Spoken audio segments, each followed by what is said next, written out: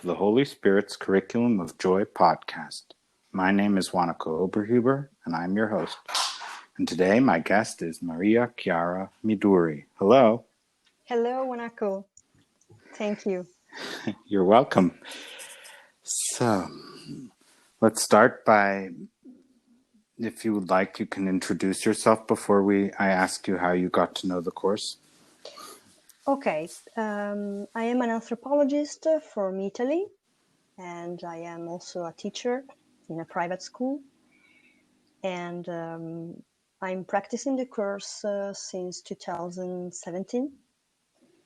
And I discovered it with the help of a friend of mine who introduced me to A Course in Miracles as a tool to find inner peace in a very chaotic period of my life, made of many choices and different paths to follow. Yeah. So that's a very significant time to get to know the course. How did it help you? Yes, it was not a very easy journey, as for many students of the course, but I already had some introduction to the course during my university years, when I was studying also religions, and I knew about non-duality, especially Advaita Vedanta philosophy. And so when I started reading the course, the Italian version, I soon discovered that many concepts and many frameworks were already in my mind in some way, because I already read about them in other philosophies and other religion courses. But I was really impressed by the structure of the book and the very practical and pragmatic approach of this course, which was able to put together and mix up all these concepts and all the best ways to cope with a vision of reality. And I was very impressed by some some quotes from the course immediately about the difference between our perception of the world and reality.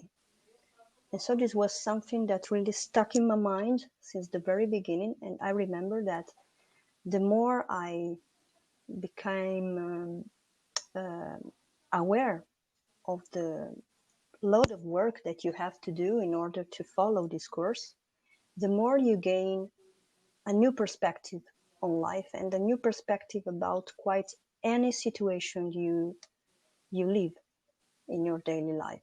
And the main help that I get in the first approach with the course was to have like a revelation of the reality that was before my eyes, and I was not able to really understand what's going on, for example at work, for example with many projects that I was leading and I was following. And so this amazing way to distinguish between projection and perception really helped me to cope with the chaos and the roller coasters of the many decisions that I had to take at that time. Mm-hmm. Yeah, the difference between your view of things and the way you interpret them, right? Yes, exactly. Yeah. So you approached life with a new interpretation, right? Yes, and it was quite an immediate relief, because anytime I was able to stay focused on the teachings of the course, I felt an immediate relief about any situation. And even if it's really hard sometimes, because I'm at the very beginning of this journey, and sometimes it's really hard to stay focused and watching the mind and stay constantly on staying focused about recognizing that the way you see the world, the way you interpret situations and context and communications and relationships can really give you a view about the world. And even if it's really hard to be able to stay on track all the time, I have to say that the more I remember to stay aligned with the teachings of the course, the more I let many teachings come to my mind when I'm experiencing a situation or I'm in a flow of situations, the more I'm able to find peace and yeah, experiencing this great relief. I don't have another word to describe the feeling. Yeah, maybe since we've both studied anthropology, we Yeah. might have some parallels we might want to look at. Do you have any you would like to mention? About anthropology, I'm not understood maybe the question. The connection, the parallels between anthropology and A Course in Oh Miracles. yeah. Well, maybe the very first parallel that comes to my mind is the fact that we live in a world that is a relative world. So the fact that each culture sees the world in a different way according to a core of principles and values. The same works for each of us as individuals, as a persona. And coming from an anthropological journey and study, I was able to open my mind to a different perspective about reality and about life and about world. It was maybe the reason for which I decided to study anthropology, to know and to recognize that this world in which I happened to be born was just one possibility, and it was no more the best maybe. And so when I started to reading the course and going deeper and deeper into the teachings, into the lessons in the workbook and the manual, I understood that it was something that I was already um, open-minded to get as a message, because it was something that I was available to get, to apply in my life, because it was true. It was a question of perception, a question of how do you apply values, what do you care for, which are the main standpoints of your reality, of your context of culture, that really set the way you see the world, so your worldview. And A Course in Miracles, even if it uses a Christian terminology, it's something like a universal way to awake, because it takes in consideration all the main neutral and best concepts about this way to open your eyes upon reality, recognizing that we are living in a Maya veil before our eyes, and anything that we perceive is due to our mind, is due to our predisposition, is due to our convictions, our values, our ideas. So if you want to change the perception, if you want to change the screen in your life, you have to change the way you see at the screen. And so anthropology states the same thing in some way, is the good and incredible ability to become a better human being. And so with the help of the course, my journey became a way to become a better experiencer of this world, of this journey. Yeah. In anthropology and in many other social sciences, you have the idea of constructivism and deconstructing things. Yeah. And in the course, you have the idea of that we, through a thought, this world was created, a tiny mad idea, and through the change of thought, one returns to a perspective where facts are actually facts. Yeah. Yeah. That's true. That's true. So anthropology does attempt to reach at a common ground, Mm-hmm. and stay open-minded at the same time. Yeah. Yeah. And I think that maybe one of the reasons for which I was I was willing to approach A Course in Miracles when this friend of mine told me about this book was exactly this, my background. So the fact that I was already open to experience and to put in dialogues different realities and different ways to view the world, to experience the world. And when I started to read the course and giving a try to follow the workbook and the lessons, I was really touched by the function of language, because my specialization in anthropology is linguistic anthropology. So I was aware of the power of language. It was a fascinating theory for me since the very beginning. The fact that we create reality through words, through language, through communication.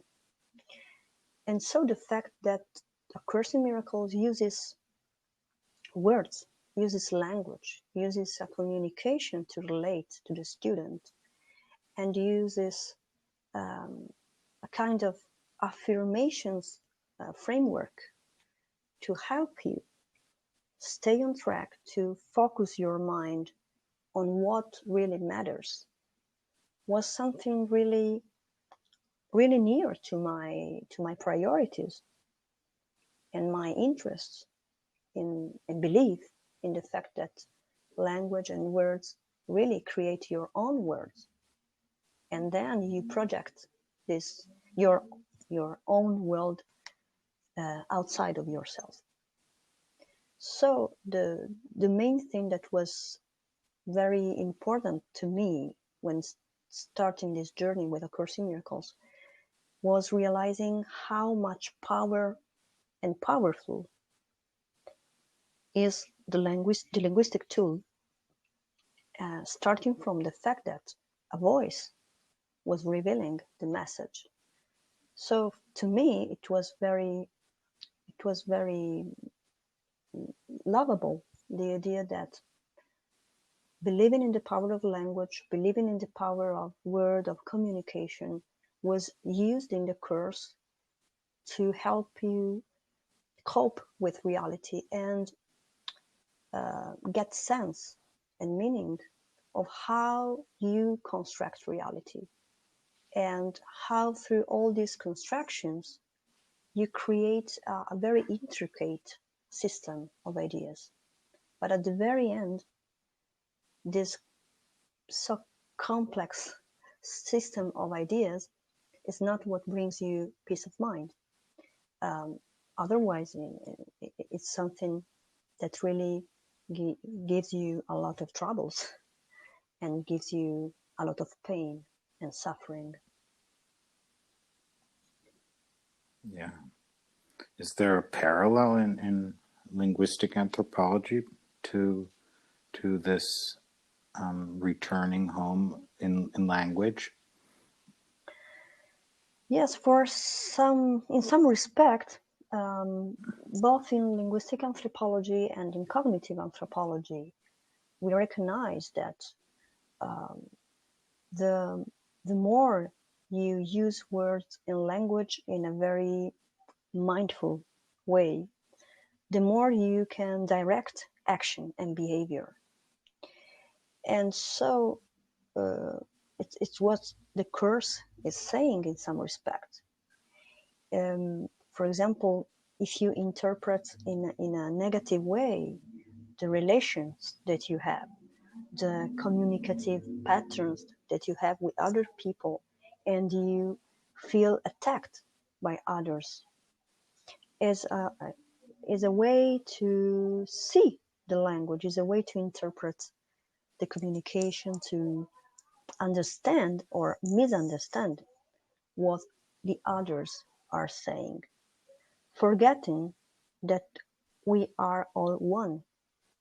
So, in some respect, it's the fact that in linguistic anthropology we know very well that things exist only if there is a word to name them. And so, for example, the reason for which many cultures seem to not experience many pathologies or many problems, for example, even in the mental illness field, for example, depression or something like this, I think to Asian cultures, for example, is because they don't have words to name these illnesses. They have a language that is richer than ours, and so they are not defining their conditions or their world because they don't have the language and they don't have the words to define a world or to define a reality. And I always felt that this was a great freedom because it was the freedom to experience things for what they are without limits, without constraint. And when I found in the Course many passages about the power of our words, the power of communication, and the fact that everything starts in the mind, and then we verbalize through our language ideas and behaviors, and ideas became behaviors. We recognize how much powerful is this parallel between A Course in Miracles teachings, metaphysics and non-dualism, and yes, linguistic anthropology and cognitive anthropology. So everything starts in the way we perceive the world. Everything is in the mind, and if we change what is in the mind, if we change this meta idea, we can really change our way to see outside of our inner world. Yeah. There's in religious and consciousness studies in anthropology, there is this method so that one doesn't get in the conflict about what is real or what is not real. It's to, for instance, when you're looking at rituals or what people are saying about them, when they're speaking of other states of mind and so on, to use the language from theater so that you don't judge that. So this idea of not judging is very important to anthropology. Yeah. And in A Course in Miracles, it says not to judge, right? Yes, exactly. Yes, because you simply cannot judge. You cannot have all the elements that you will need to have a right way to understand what's going on. And I think that it's the main message, maybe one of the main messages in the course, at least for me, is to remember not to judge, to remember to accept, to remember to acknowledge the reality for what it is, and to acknowledge the great relativity of any story and any encounter, any person you meet, honoring that encounter. In some respect, for anthropology, ethnography in specifics, you have to honor the people you meet, because it's always like a very holy moment, no? And so in the course we have the holy instant. So it's a way to celebrate the perfect union, the incredible and miraculous moment of human encounter. That is something that really changed the way you perceive the present moment, even the present moment. That is something that we know it's very important in many other philosophies and many other religions. I think, for example, to Buddhism or to Zen. So the present moment is the lonely moment that we have. But in A Course in Miracles, it's all about relation. So it's the fact that this present moment is not something that you experience only and lonely by yourself, but it's something that you experience when you meet with a brother, when you meet another person. And I think that this is really important to understand and remember the importance of relation, the importance of connection. Remember that all the world is a big community, intercommunity. And so you recognize that there are no boundaries, there are not barriers, there are not limits. Because at the very end, life can be really easy if you remember constantly your own nature, your divine nature, your birthright nature. And so the course is so supportive in this idea that is something completely different. Is a great. It was for me a great tool and a great instrument to help me get sense of all these concepts and all these beliefs that I already had, but putting them in the right perspective, in a very pragmatic perspective, because it's not something that stays only in the clouds. It's not only theoretical as the majority of other texts or other paths and other courses. It's something so practical, so so concrete, and that you see immediately the results of its application. And what really amazed me constantly is that the more I remember to stay on this track, the more I became peaceful. That is something that through other kind of paths or journeys, it was not so easy. Through A Course in Miracles, it was really a life changer discovery for me. That's beautiful. Yeah. What do you think about talking a little bit about gender, since we're both anthropologists?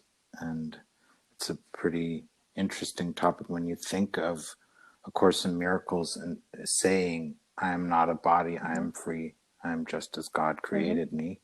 And in gender studies, we are all about gender not having to do with the body. So who we are has nothing to do with the body. Yes, right. This is a very interesting question and issue, because it's about being freed from any tag, any definition, again, any limit, any boundary. And it's the way to experience life and experience this earthly life at its best, because it's something that, again, it's a relief to know that at the very end we are light. At the very end, we are. We have a form. We have a visible form that is society's culture that has defined in some way or another. But it was something made by man. So what really is interesting to me is always remembering that there is a big difference between what is made by man, so is arbitrary, is absolutely subjective, is absolutely maybe wrong because it's mutable, it's something that can constantly change, and what is divine or what is due to oneness, what is due to to God, to the universe, is something that will never change. It's something that gave us a point to set the sail, a point to watch in order to make our journey in a safe way. While when we rely upon what the man has created, what the man has decided for his convenience, for his point of view, its relative stance, we find chaos. We find the the negation of beauty, the negation of life, the negation of all the possibility to enjoy this human manifestation that we are. Because at the very end, we are a human manifestation. Body is a human manifestation. But it's really important to understand that, and you know very well as me, that all the differences and all the obstacles and all the conflicts start when we began to define the other, to define otherness as something different. Otherness versus oneness. So I think that this is really interesting if we think to anthropology. The fact that in anthropology we used to talk a lot about otherness, while in a course in metaphysics we talk about oneness. So there is no difference at all in any way, in any respect, but it's only the recognition to be a shared form, a shared humankind. And this is amazing.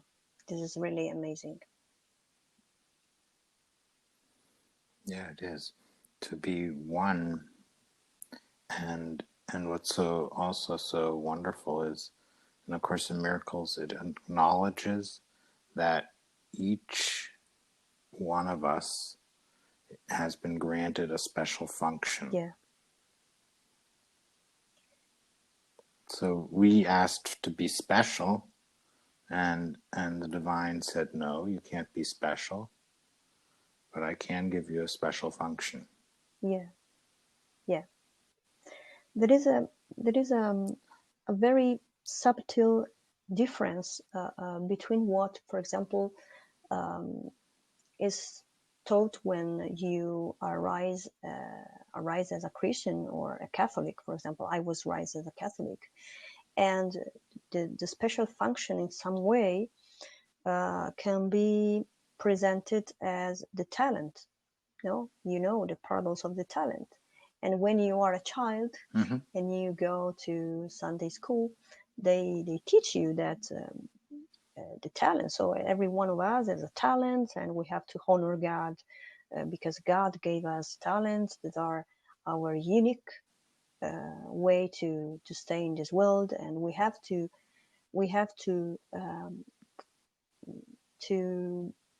use these talents in a good way. So it's like if you are not going to do the right thing according to these talents that have been given to you by God, you are not honoring the, the gift that you received. While the special function and the notion of purpose in the Course in Miracles, I found that it's a little bit different from this view with which I was raised, because the purpose and is the fact that you are called to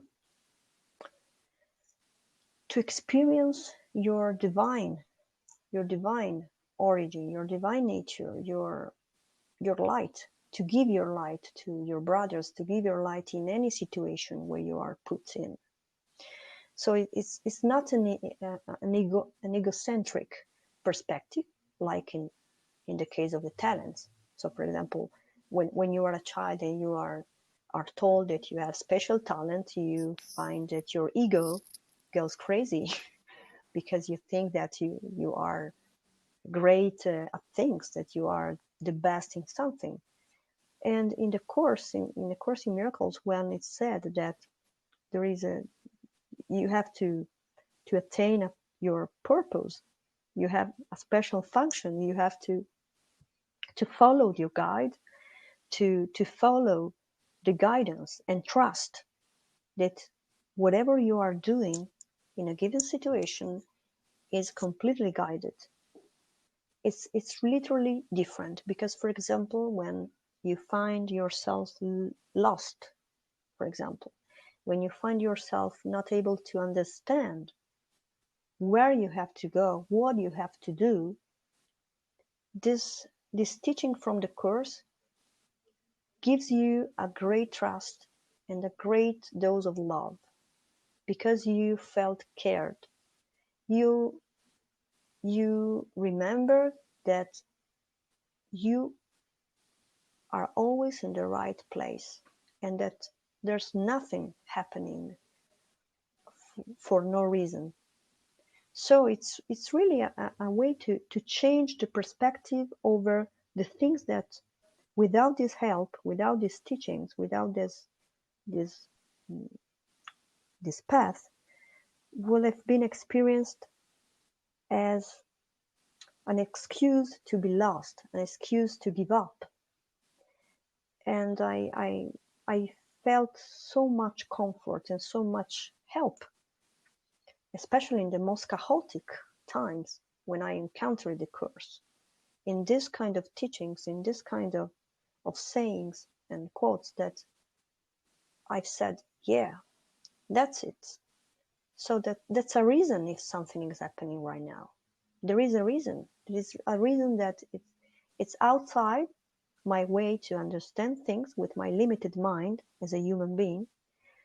But as a son of God, as a projection of God, I'm not here to despair. I'm not here to fail. I cannot fail. But so whatever I'm doing and whatever is happening is actually a plan. It's actually something that has to happen.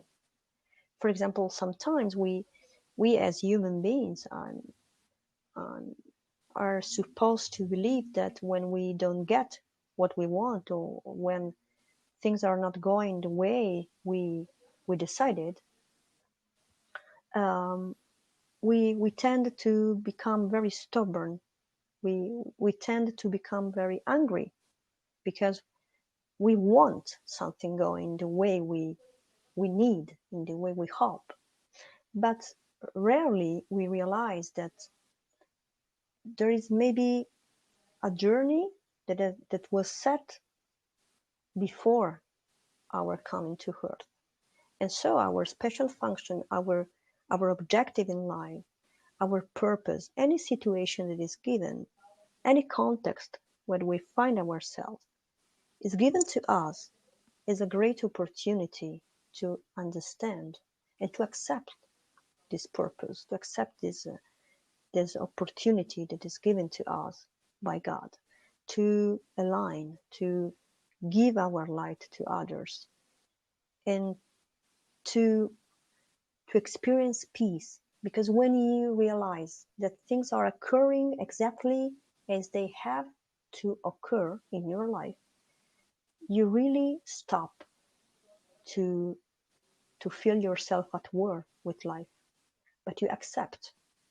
And your way to cope with everyday life situations, even hopes and desires, are finally only focused on experiencing peace, coming to peace, and stay on track in a peaceful inner state of mind. Um, I have the impression that when we are in a state of peace and look at all kinds of situations in our lives, they appear very Mm-hmm. differently. Have you Yes, experienced that too? yes, yes. They appear very differently, and they they are more understandable, and even our way to communicate in these situations and to experience the relations around these situations um, are completely different, and they are brighter. I don't know how to say it.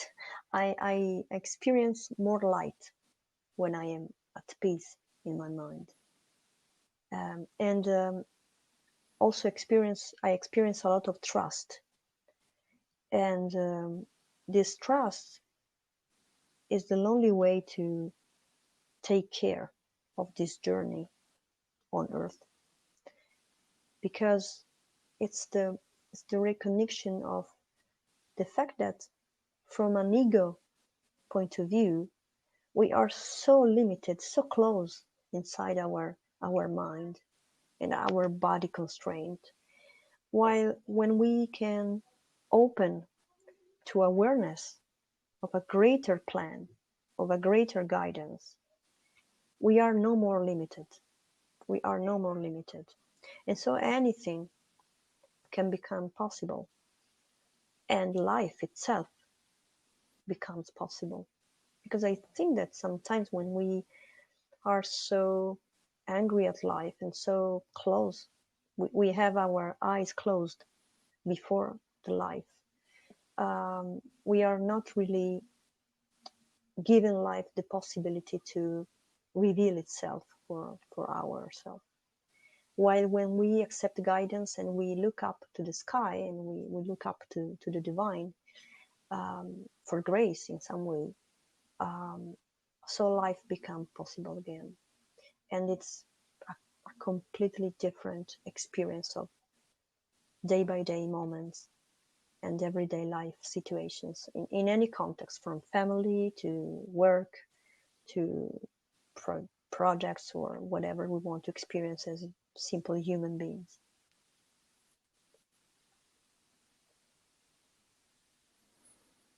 Yeah.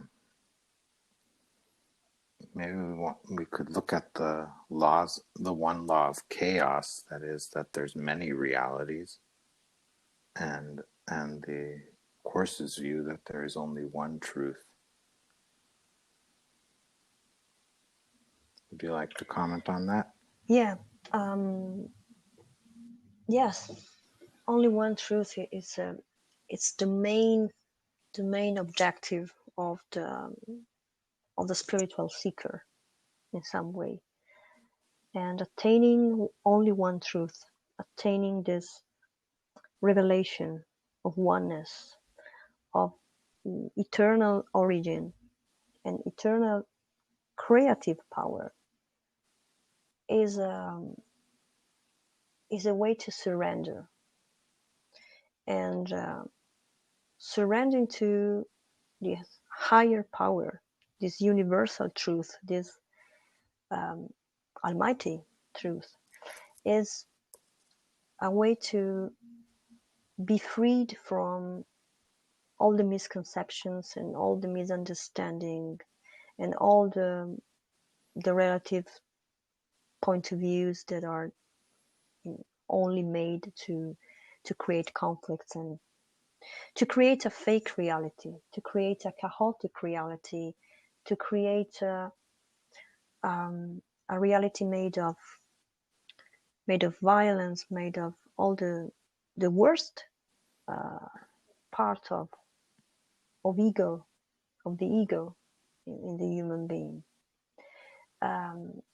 Ego has always been the main enemy of any spiritual research, any spiritual journey in any culture. And only when you recognize that there is only one truth, you stop to create opposites. You stop to create dichotomies. You stop to create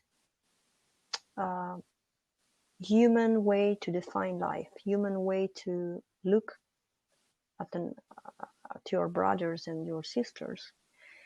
And you realize how much beauty there is in experiencing, in having this opportunity to experience a human body on a earthly experience. And you recognize that one truth is the lonely goal of understanding. That's the only thing that you have to understand in your life. You have to put aside any rational thought, any logical ambition, because it's when you stop to play with your egoic tools that you really connect to the origin, you connect to the source in some way. And you understand that you completely change the way you see at the same things that surround you, and everything becomes so luminous and so full of hope and beauty, only because you start to reconnect. Recognizing that there is only one truth is a way to connect and reconnect. It's not only what in the course is called to remember God, but it's also to connect fully with God, to reconnect with the essence. And I think that is really amazing. You understand that whatever you are looking at in your daily life with a human eye has no value at all. It's because it's completely wrong, and put you out of track. So when you understand this and you remember this, you become only focused on searching the truth, recognizing the truth, and honoring the truth, because you only desire to connect, to stay connected all the time with that truth.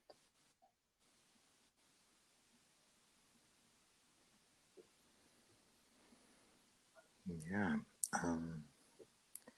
I would like to ask you to go through this process a little bit with an example from your own life, if you'd like to. Well, for example,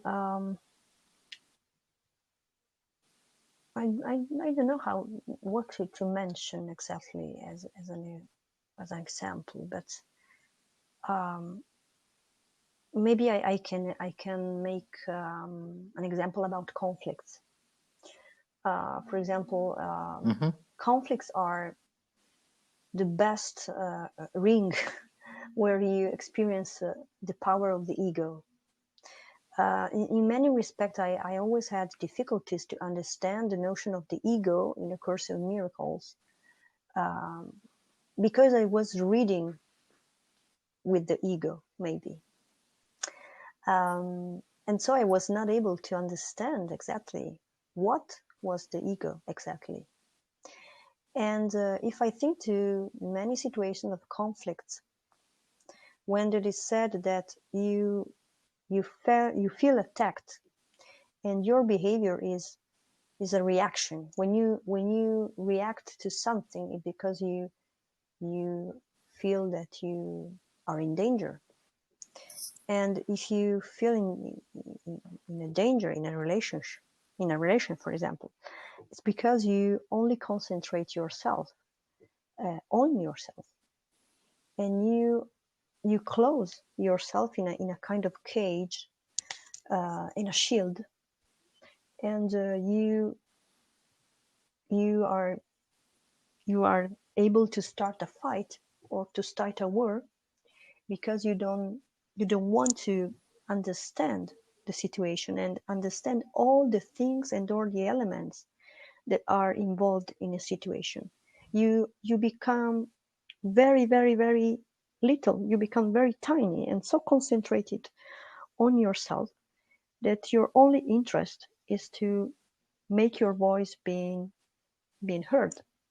It's um, put your definitions and your point of view on the table, and you are no more able to recognize the other, because the lonely person existing in a situation of conflict is yourself. And I remember that one time I had a conflict with a friend, and I was at the limits with this friend, but only because I was so attached to my values, to my own views, to the, to myself, to my mind, to my ideas, that I was, in some regards, desperate about the fact that I was not recognized in this communication. And remembering to look at only one truth helped me to refocus my sight towards the other, to recognize our shared origin, our oneness, our shared belonging. And so it opened up for reconciliation, for forgiveness, and the ability to restart a relation, restart a communication that was only guided by reciprocal acknowledgement, recognition. But it was not a recognition which started from each of us. It was a universal recognition. It was something higher. It was our true nature. It was our common origin and common function. And I felt so much relief when I was able to forgive, but in a way that was not so how can I say it, so granted. For example, when always remembering my own education and my own enculturation, for example, in the Catholic context, the notion of forgiveness is something that is not so well defined as a process. It's something more like a very fast process. You have to forgive because you have to be good. It's not so easy. In A Course in Miracles, forgiveness is a way to relate to this truth, and is a great process, a long process involving a lot of mind training and a lot of ego deconstruction. And it's maybe what really makes forgiveness a true value through A Course in Miracles practice. It's something that you really feel. It's something that you really experience when you forgive using and following this kind of process of the construction of the ego, of connection with the truth, of connection with a higher power, with your guidance.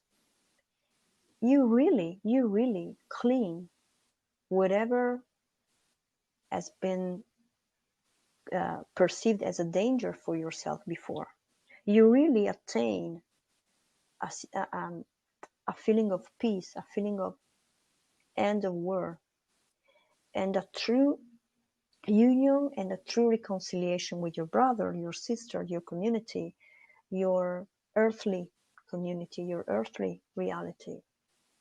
And it's really it's amazing. It's really so powerful, so powerful. And I experienced this deep peace and this deep connection with God, with the truth, while speaking with this friend of mine who is a practitioner of A Course in Miracles. She told me that I had to recognize my function. I had to recognize my purpose in this situation. That maybe it was my function to connect again, to understand, to relate. And it was maybe the first time in my life that I experienced a recognition of this presence. It was something. It was really a little big miracle for me, because I always had a very bad way to deal with conflict. I always try to escape from conflict, and this was maybe the first time that I accepted to go through the process of relation again, and it really changed my way to understand all the teachings and the main system of practice of the course itself.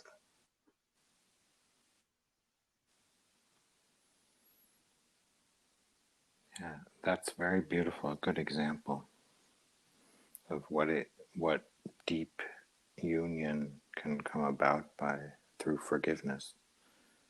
You can actually recognize that union. Yes, absolutely, absolutely.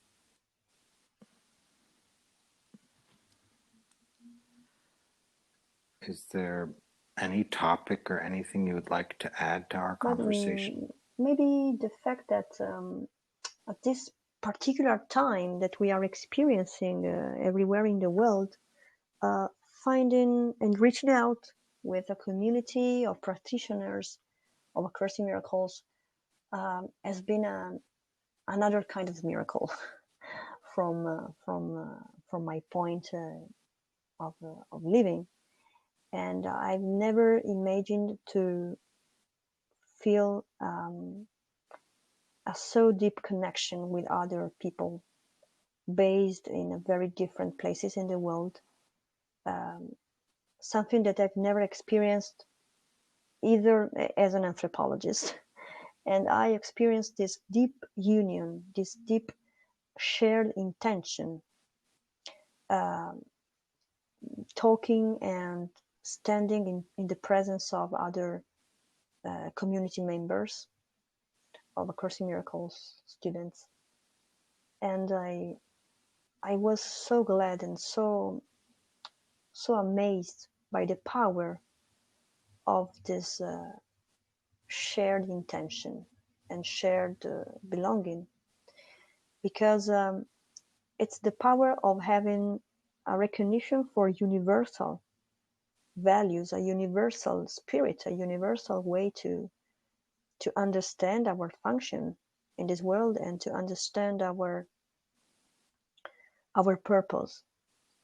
And so I think that it was amazing, and maybe it was also uh, the way by which I found you. I reached you, Wanako, because I get in touch with you through another friend on Facebook, and I discovered your group, and so I was fascinated by the way by which practicing A Course really helped to cope with a universal situation that we are experiencing, but it was potentially experienced from a very relative cultural stance while practicing a course and using this path um, in this particular situation really helped me to understand how beauty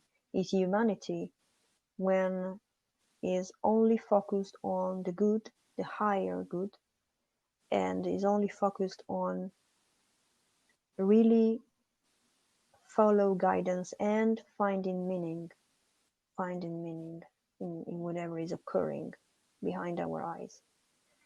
And I was delighted to think to have the opportunity to reach out with other students around the world, because it was the way to test the oneness, to test this belonging, to test this communion. That is something that we try to explain sometimes, that we find out as a description, as a definition, but it's not always something that you can experience directly. Well, I have to say that the community of A Course in Miracles students is something greatly and deeply felt in everyday life. And it's something that really goes outside any boundaries. For example, any linguistic boundary, any cultural boundary, any social role boundary that you can have in your own community, in your everyday life experience. So it's a higher level of humankind experience that I can only describe as a blessing.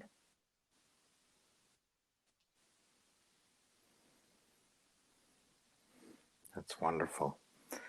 Yeah. And I would like to thank you Thank you. for this conversation. It was wonderful. And I'm looking forward With to great talk with pleasure. you soon again.